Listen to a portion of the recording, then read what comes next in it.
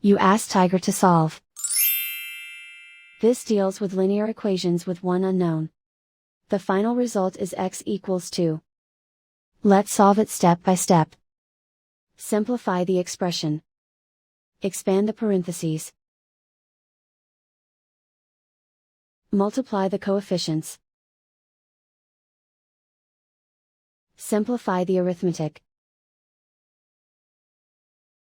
Group all x terms on the left side of the equation. Subtract 6x from both sides. Group like terms. Simplify the arithmetic.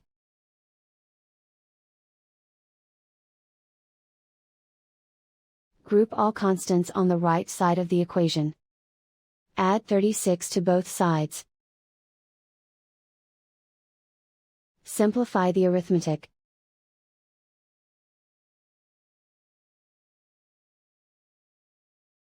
Isolate the x. Divide both sides by 18. Simplify the fraction. Find the greatest common factor of the numerator and denominator. Factor out and cancel the greatest common factor. And so the final result is x equals 2.